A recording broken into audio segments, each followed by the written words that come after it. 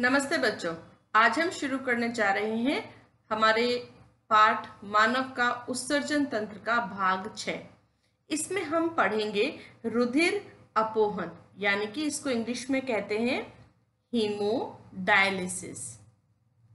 बच्चों, क्या होता है कि हमारे जो किडनी या हमारे जो वृक्क हैं, उनका मुख्य काम है रुधिर में से तरल अवशिष्ट को अलग करना। ठीक है, लेकिन कुछ ऐसी परिस्थितियां हो जाती हैं, हमारी किडनी काम करना बंद कर देती है।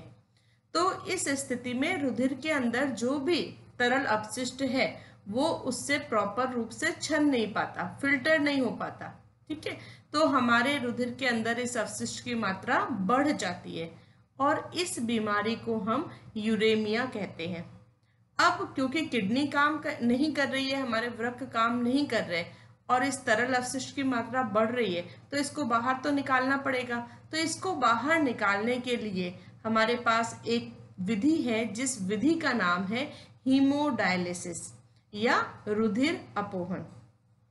बच्चों, इस हीमोडायलिसिस की प्रक्रिया में जो चरण होते हैं उनको मैंने यहाँ पर पॉइंट्स में लिखा है, आप देखें। पहला चरण, सबसे पहले शरीर की किसी एक मुख्य धमनी से रक्त को बाहर निकाला जाता है। ठीक है, अब बाहर निकाल के इसको एक मशीन के अंदर भेजा जाता है। इस मशीन को हम कहते हैं डायलिसिस मशीन।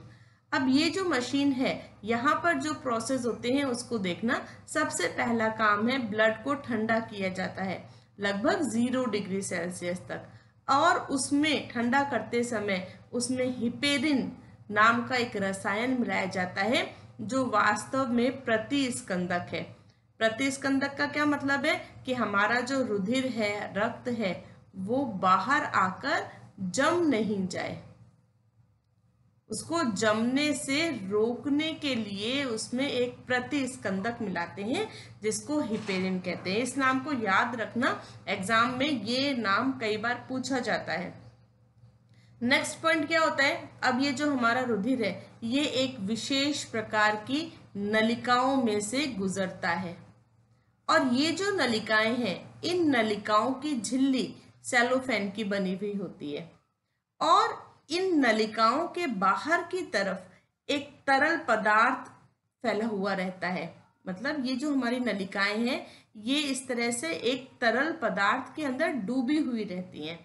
इस तरल पदार्थ को हम कहते हैं अपोहनी द्रव। ओके, तो इस तरह से ये लिक्विड है। इस लिक्विड के अंदर बहुत सारी नलिकाएं हैं, और हमारा जो ब्लड है, वो ब्लड इन नलिकाओं के अंदर प्रवाहित हो रहा है, इस तरह से। ठीक है, अब नेक्स्ट स्टेप, जब ये द्रव इन नलिकाओं में से प्रवाहित होता है, तो रक्त के अंदर उपस्थित विभिन्न प्रकार के अवशिष्ट पदार्थ जैसे urea, uric acid, creatinine, ions आदि, ये सब बाहर निकालकर इस द्रव के अंदर मिल जाते हैं। अब इस अपोहनी द्रव को तो बाहर निकाल लिया गया है ना, वापस एक कलेक्टिंग डक्ट में इकट्ठा कर लेते हैं। ये है कलेक्टिंग डक्ट, यानी कि संग्रह नलिका। इस संग्रह नलिका में इसको एकत्रित करके बाहर निकाल लिया, और जो हमारा फिल्टर्ड ब्लड है, छना हुआ रुधिर, इस छने हुए रुधिर को वापस एकत्रित कर लिया जाता है, इस तरह से। अब ये जो रुधिर है, इस रुधिर के अंदर वापस हमें इस प्रतिस्कंदक का उल्टा, यानी कि एंटी हिपेरिन मिलाना पड़ता है, वरना ये अगर हिपेरिन मिला हुआ ब्लड हमारे शरीर के अंदर पहुंच जाएगा, तो मान लो कहीं चोट लग जाती है तो क्लॉटिंग नहीं होगी, रक्त थक्का जमने में समस्या आएगी। ठीक है, तो अभी हम यहाँ पर क्या करते हैं, वापस उसमें एंटी हिपेरिन मिलाते हैं। साथ ही साथ देखो, यहाँ सेकेंड स्टेप में ब्लड को ठंडा किया था। अब इतना ठंडा ब्लड बॉडी के अंदर प्रवेश नहीं कर सकता है ना, हमारे सेलुलर मेटाबॉलिज्म और फंक्शनिंग को वो प्रभावित करेगा।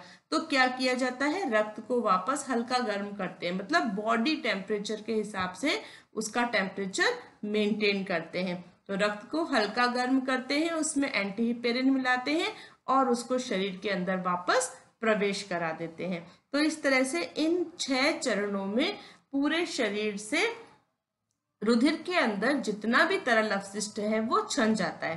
क्लियर?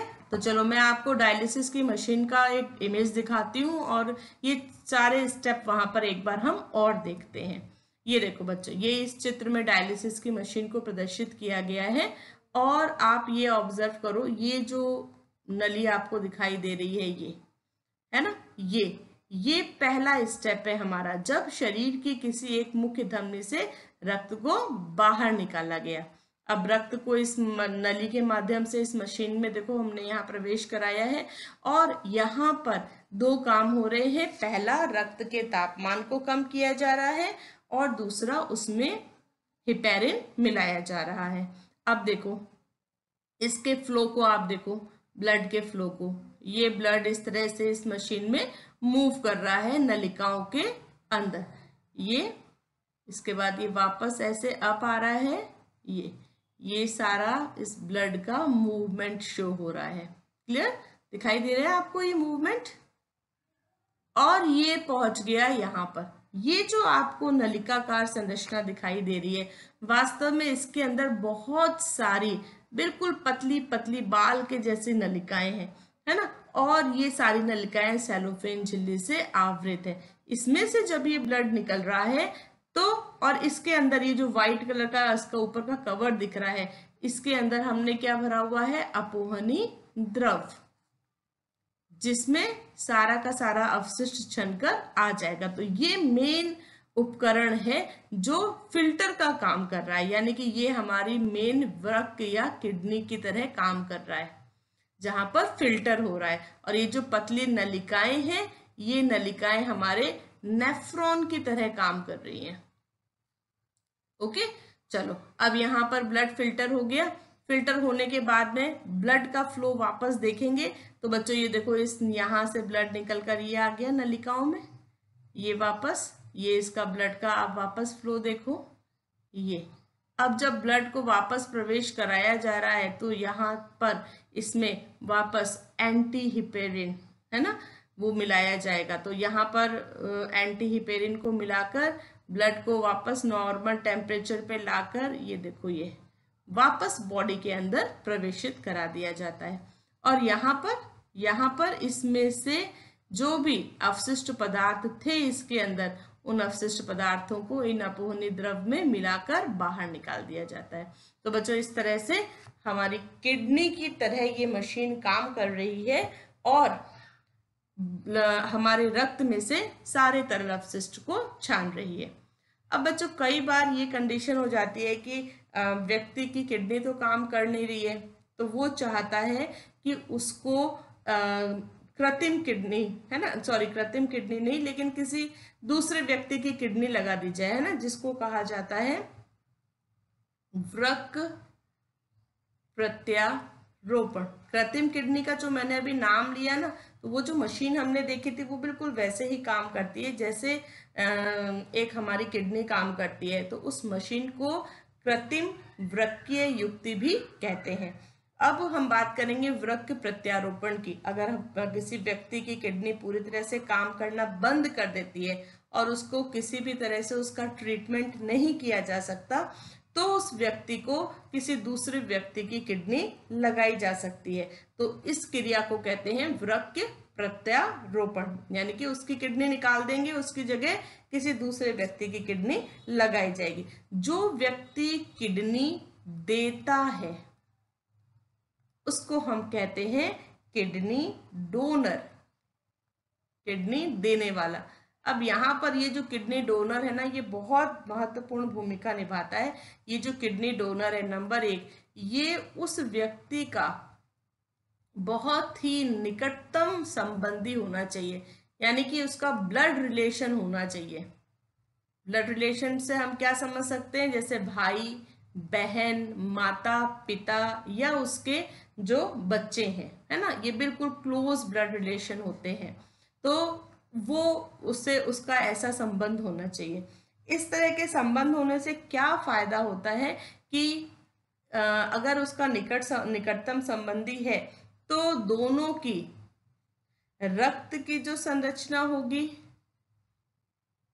और दोनों का जो टिश्यू स्ट्रक्चर होगा, ऊतकों की जो संरचना होगी, ये लगभग समान होगी, है ना।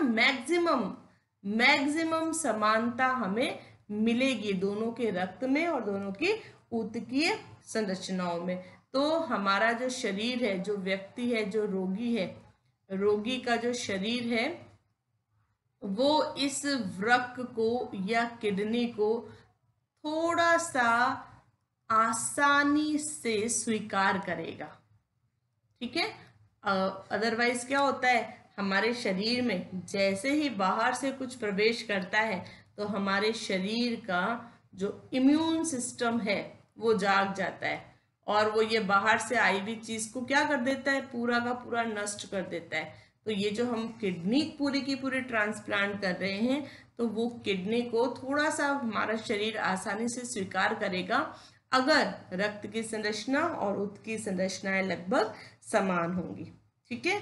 और अगर हमने इस बात का ध्यान नहीं रखा, इन सब चीजों को जांच करे बगैर अगर कोई किडनी लगा दी जाती है तो हो सकता है हमारा शरीर उसको, रोगी का शरीर उसको बिल्कुल भी स्वीकार नहीं करे और उस स्थिति में रोगी की मृत्यु भी हो सकती है, ठीक है।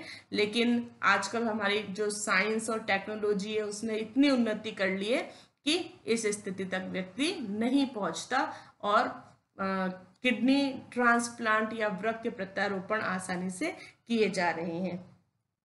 ये जो किडनी का यहाँ ट्रांसप्लांट किया जाता है तो यहाँ पर जो व्यक्ति है उसको बहुत सी तरह की विशेष दवाइयाँ दी जाती हैं, मेडिसिन दी जाती हैं जो कि हमारे प्रतिरक्षा तंत्र को, हमारे इम्यून सिस्टम को थोड़ा सा निष्क्रिय कर देती हैं, है ना।